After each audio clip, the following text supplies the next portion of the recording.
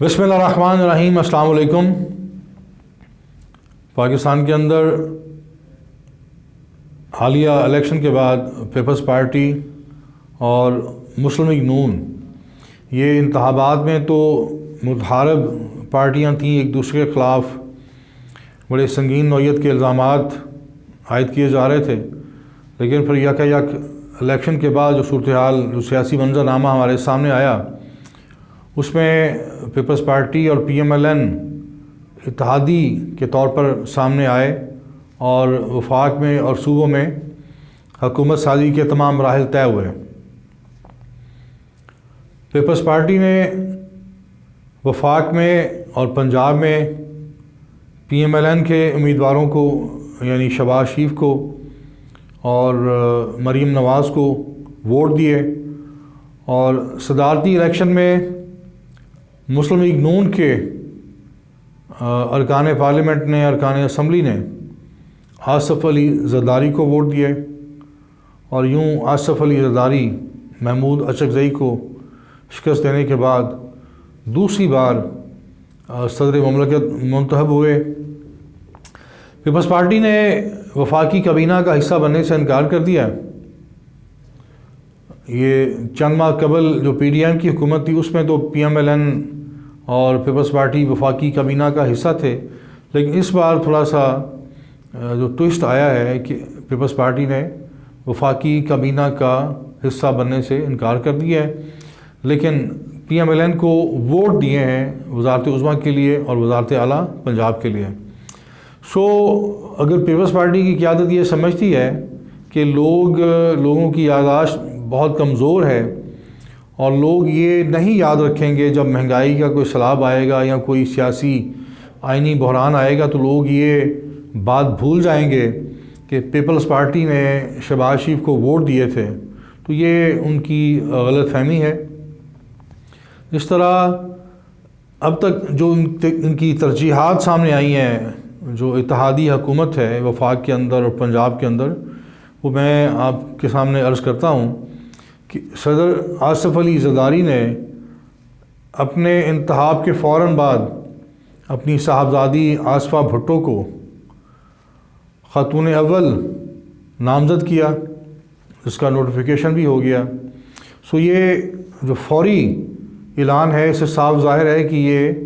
तयशुदा था। सदर मुंतखब होने से पहले ही आसिफ अली जरदारी के ख़्याल में या उनकी सोच में, उनकी तरजीहात में ये बात शामिल थी कि अगर वो सदर मुंतखब होते हैं तो वो फ़ौरी तौर पर वो अपनी बेटी को ख़ातून अव्वल डिक्लेयर करेंगे, और ऐसा ही हुआ। ये इलेक्शन से पहले उनके ज़हन में ये बात शामिल थी। दूसरी तरफ मियाँ नवाज़ शरीफ के दोनों साहबजादे कोई कमोवेश 7 साल के वक्फ़े के बाद वतन वापस लौट आए हैं, और बल्कि वतन वापस आए हैं,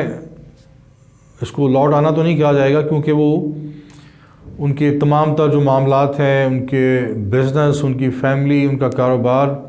वो लंदन में है, और ये आप कह सकते हैं कि चंद माह बाद या चंद हफ्ते क़याम के बाद वो वापस लौट जाएंगे लंदन। ये वही साहबजादे हैं मियाँ नवाज़ शरीफ के और कलसूम नवाज़ के, जो अफसोसनाक, मैं अफसोस से अर्ज़ करूँगा कि जब बेगम कलसूम नवाज़ का इंतकाल हुआ बरतानिया के अंदर और उनका जर्से खाकी पाकिस्तान पहुँचा, तो ये दोनों साहबजादे उनके साथ नहीं थे, और पाकिस्तान के अंदर उनकी तजहीज़ व तदफ़ीन में ये दोनों उनके फ़र्जंदान शामिल नहीं हुए। अब चूँकि वफाक में और पंजाब में मुस्लिम लीग नून का इक़्तिदार है, तो वो वापस आ गए हैं और वो केसेस का सामना करेंगे। केसेस अब भी वही हैं जो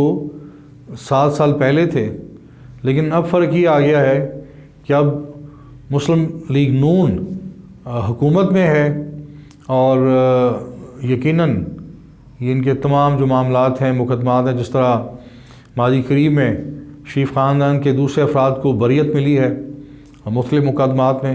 تو یہ گمان کیا جا رہا ہے کہ ان دونوں حسین اور حسن کے جو قانونی معاملات ہیں وہ بھی حل ہو جائیں گے. سو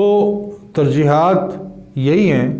کہ ایک طرف زرداری صاحب نے اپنی بیٹی کو خاتون اول نامزد کیا، دوسری طرف شریف خاندان کے یہ جو دونوں فرزند ہیں جو 7 سال سے لندن میں مقیم ہیں اور پاکستان آنے کے لیے تیار نہیں تھے باوجود عدالتی احکامات کے، اور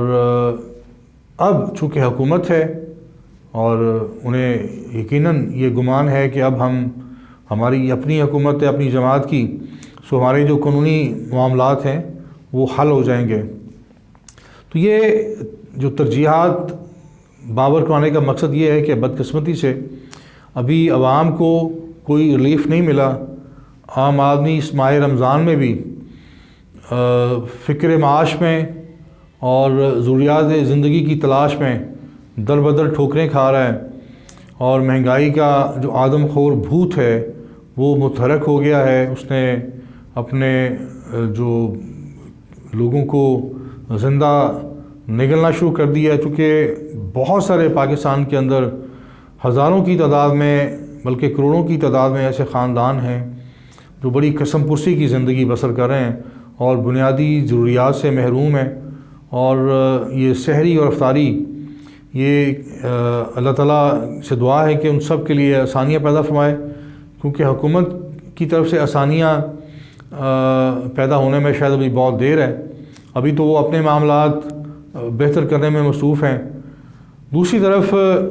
یہ جو رپورٹس آ رہی ہیں کہ اڈیالہ جیل میں عمران خان کی جو ملاقات ہے وہ 2 ہفتوں کے لیے معطل کر دی گئی ہے، ممنوع قرار دے دی گئی ہے. اور وجہ یہ بیان کی جا رہی ہے کہ وہاں پہ اڈیالہ جیل میں کوئی سیکورٹی ایشوز ہیں، سیکورٹی تھریٹس ہیں. تو میں حیران ہوں کہ ایک ایٹمی ریاست جس کے پاس ہماری دنیا کی بہترین سیکورٹی فورسز ہیں، ایک پنجاب پولیس جو کسی چڑیا کو پر نہیں مارنے دیتی لاہور کے اندر، اور بڑا منظم کریک ڈاؤن کیا جاتا ہے ایک جماعت کے خلاف، اور وہ جو پرامن مظاہرین ہوتے ہیں ان کو گرفتار کیا جاتا ہے اور مقدمات درج کیے جاتے ہیں. وہ پولیس جو وی آئی پی کلچر کی مظہر بنی ہوئی ہے، اور وی آئی پیز کو جس طرح وہ سیکورٹی دیتی ہے وہ سب کے سامنے ہے. تو ہونا تو یہ چاہیے تھا کہ اڈیالہ جیل کی کہیں جو سیکورٹی کے ایشوز ہیں، کہیں سیکورٹی وہاں پہ کہیں کمزور ہے، کہیں کچھ خامی ہے، تو اس کو دور کیا جاتا، سیکورٹی بہتر کی جاتی اور سیکورٹی یقینی بنائی جاتی. لیکن یہ تو کوئی حل نہیں ہے کہ آپ عمران خان یا اور بہت سارے جو وہاں پہ قیدی اور حوالاتی ہیں ان کی ملاقاتیں بند کر دیں. تو یہ ایک ایٹمی ریاست کے شان جو فیصلہ نہیں ہے، ایسا اقدام نہیں ہونا چاہیے. آپ فوری طور پر ملاقاتیں بحال کریں، یہ ان کا ایک بنیادی حق ہے. صرف عمران خان نہیں بلکہ تمام جو وہاں پہ اسیران ہیں مختلف مقدمات میں، ان سب کو اپنے پیاروں سے ملنے دینا، یہ اس کے لیے جو اس کا اہتمام کرنا ہے، یقینی بنانا ہے، وہ ہماری ریاست کا، ہماری حکومت کا، پنجاب حکومت کا یہ آئینی فرض ہے. سو سیکورٹی فول پروف وہاں بنائی جائے، اور ملاقات پر جو عائد پابندی ہے میں سمجھتا ہوں وہ منصفانہ نہیں ہے، وہ ایک سوالیہ نشان ہے، اور ملاقاتوں کا سلسلہ بحال ہونا چاہیے. چونکہ بہت ساری چہمہ گوئیاں ہو رہی ہیں، بہت ساری قیاس آرائیاں ہو رہی ہیں. میں نے عمران خان کی ہمشیرہ علیمہ خان کی گفتگو سنی ہے، وہ بڑی الارمنگ ہے، اور اس گفتگو کے تناظر میں سمجھتا ہوں کہ ریاست اور حکومت کا یہ فرض بنتا ہے کہ وہ فوری طور پر اس گفتگو کو ایڈریس کرے، اور یہ جو ابہام ہے یا جو شکوک و شبہات ہیں انہیں دور کیا جائے. اور کیونکہ ہماری ریاست کسی قسم کی یہ جو بدگمانیوں اور افواہوں کی متحمل نہیں ہو سکتی. اگر ایک بہت بڑا سیاسی لیڈر اڈیالہ جیل میں بند ہے اور وہ یہ نہیں چاہتا کہ اسے بنی گالہ میں شفٹ کیا جائے، وہاں پہ تو اور زیادہ سیکورٹی ایشوز ہو سکتے ہیں. بنی گالہ تو ایک جنگل کی طرح منظر پیش کرتا ہے، وہاں پہ پہاڑیاں بھی ہیں اور جنگل کا ماحول ہے، تو سو میں سمجھتا ہوں کہ عمران خان کو